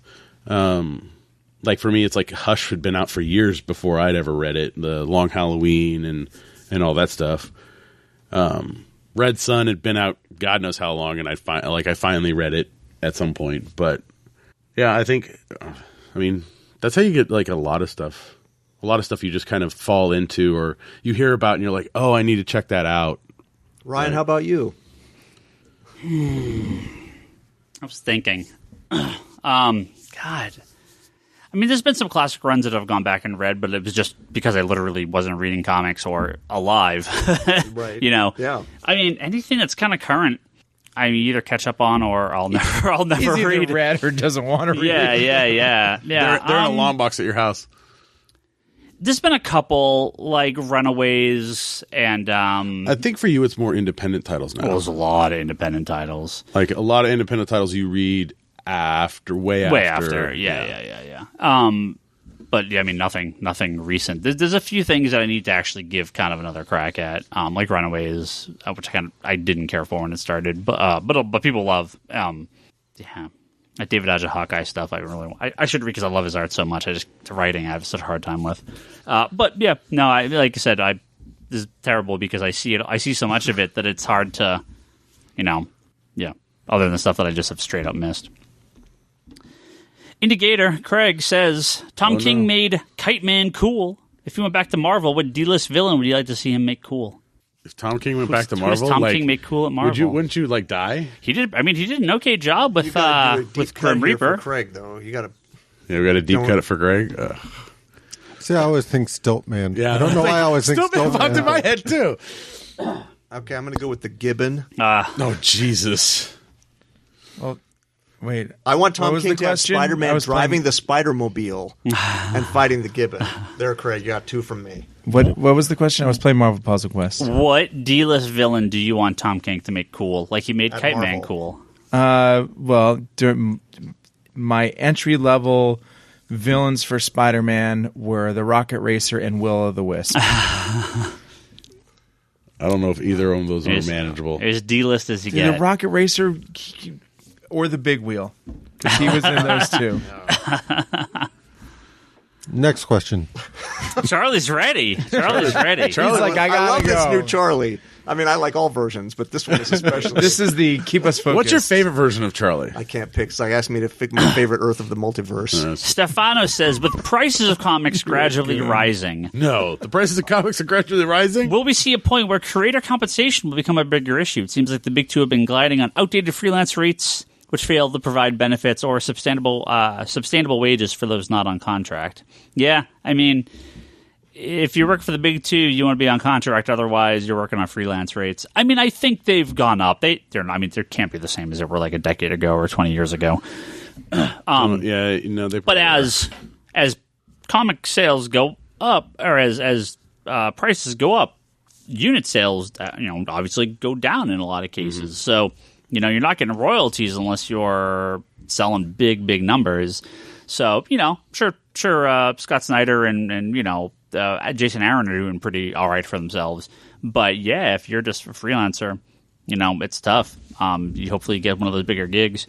Comics go to $4.99. I'm sure there will be a small increase for freelance rates, but that's way out of my wheelhouse. I don't know enough about that stuff to even really have an answer.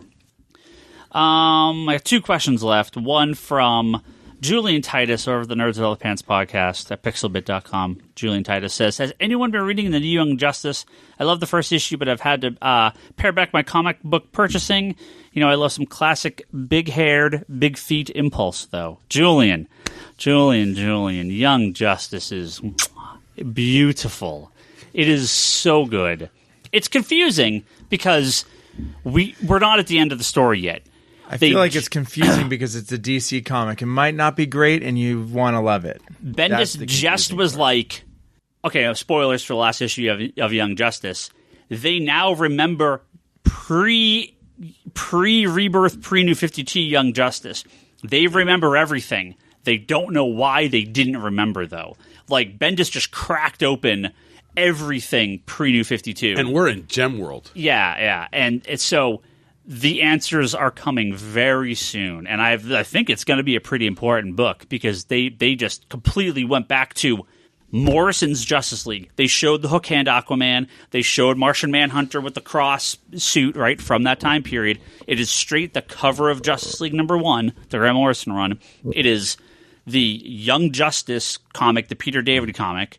It is then the I believe the Jeff Johns Teen Titans bits kind of in there, and then the current stuff. So they are acknowledging post-crisis, pre-New 52 universe, like, fully now. So Which it's they good. Started to do and then pulled back on.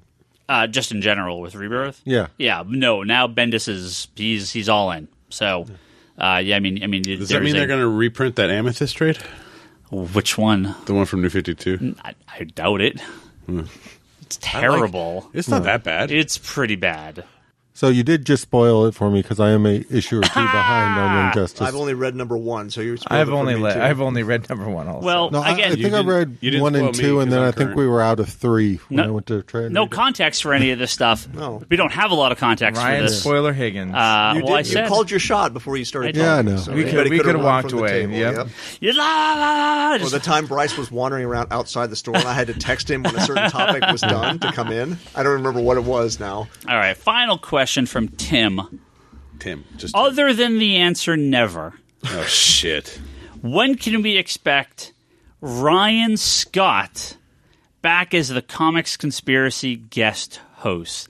The infamous episode 262 was both my favorite and my first episode. Tim, Oh God. I am glad you stuck with us Yes. for another 140 episodes. I'm sorry that was your first episode. The nightmare that was that just it's like 100 unbridled 35, not 140. DC. Is it 262 or 266? This is 262 here. okay. That just unbridled hatred of DC by. Hey, I tried my best. I heard you tried. No. Sorry, the answer is never.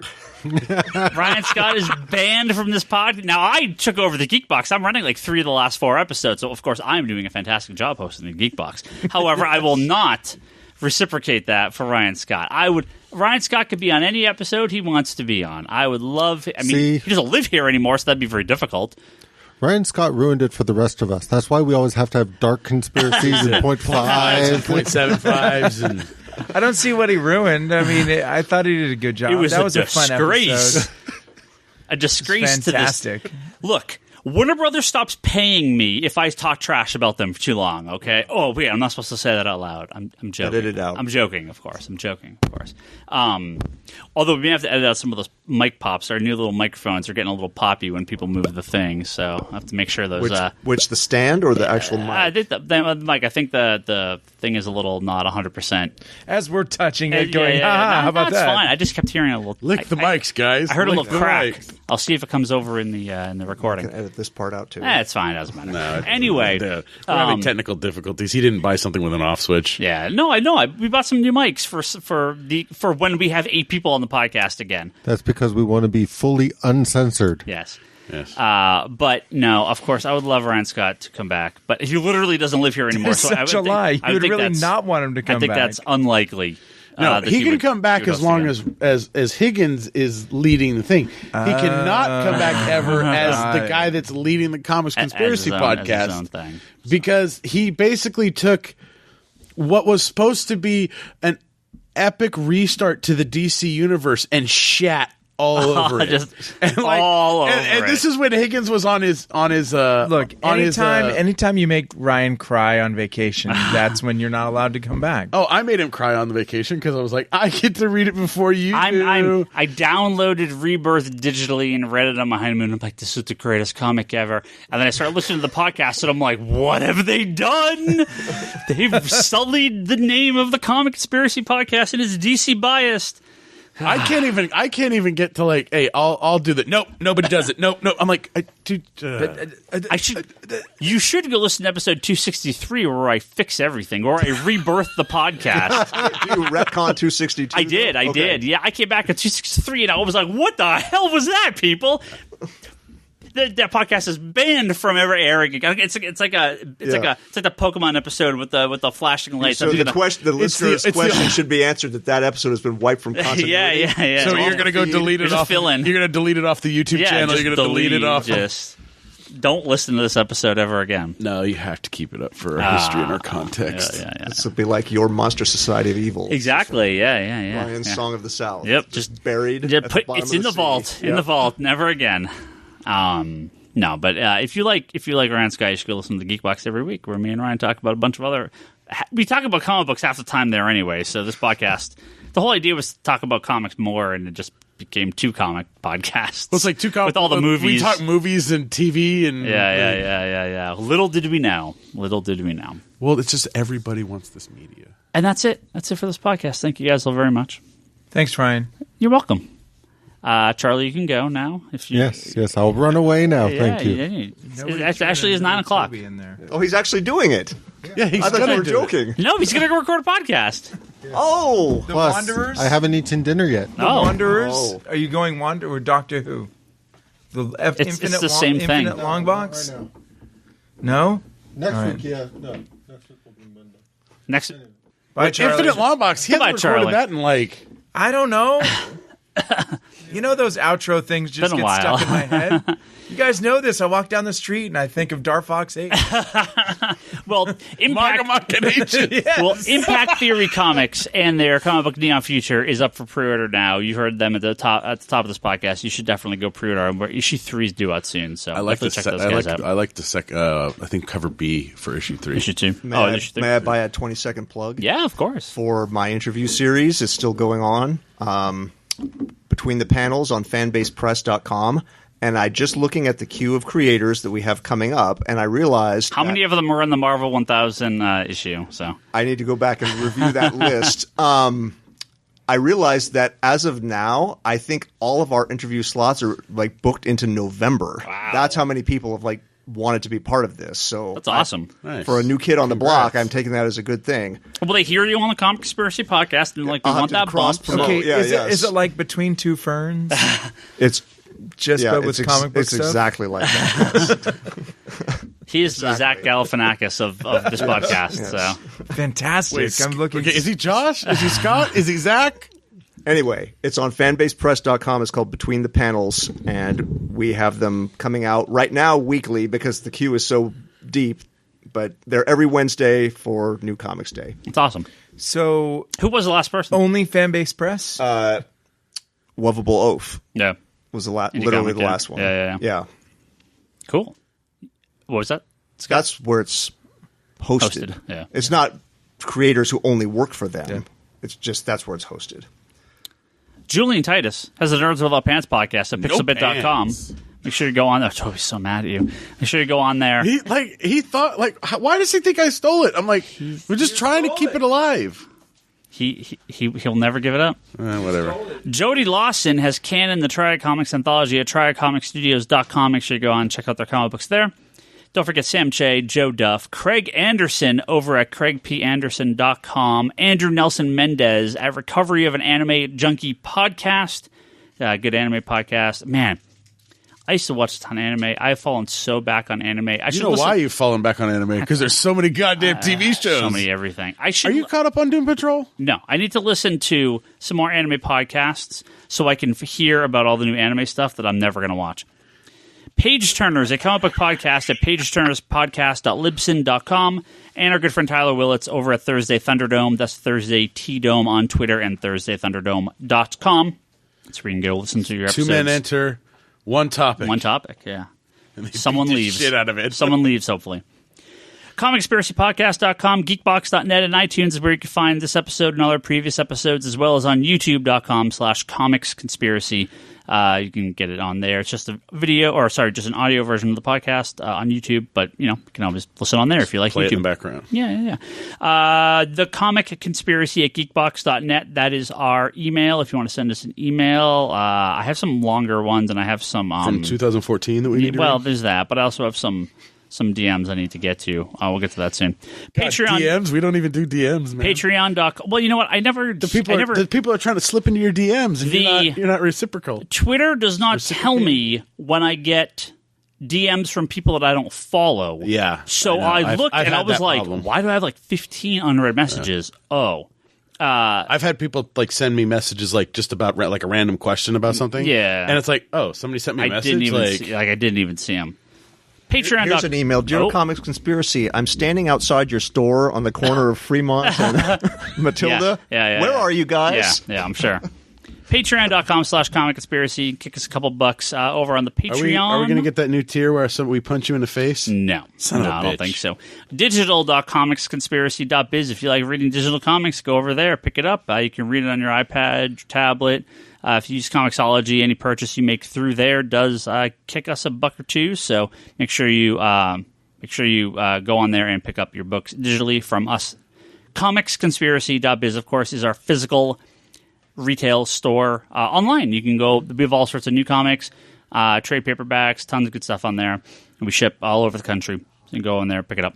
ConspiratedBrock.com, that's Brock's blog, video pull list, and unboxing videos. He's got a lot of good content on there.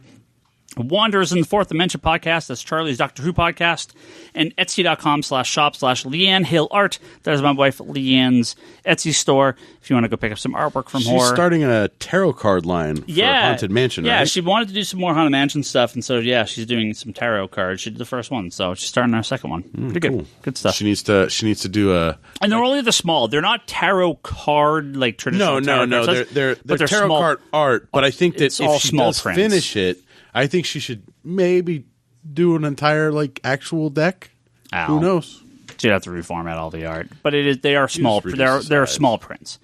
Go on Twitter, please, and follow us. Ryan Higgins, Ryan, Brock Sager, we're Insanity and Chaos. That's Charlie. CS Shea. That's Scott. That Kevin Sharp. That's Kevin Sharp, of course. And the Comics Con store is the store if you want to follow us on there. Geekbox, Comedy Button, Manga Machinations, and the Infinite Binge on YouTube. You can check those guys out. A bunch of other stuff that our friends do online. Thank you guys for listening. And, normal episode next week. Geekbox will come up late. Hopefully, we're going to have it up Thursday morning, and that's the plan.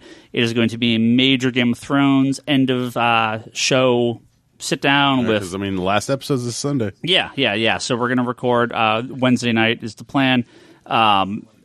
Geekbox guests, current informer, will be on, and we're going to have a big talk about Game of Thrones if you like that. Definitely check that out at geekbox.net again next week, and subscribe to get that episode. We'll talk a little bit on here, probably. No spoilers, of course. Brock. Oh, fucking stab you. No spoilers for Game of Thrones. But that is it. We'll catch everyone next week.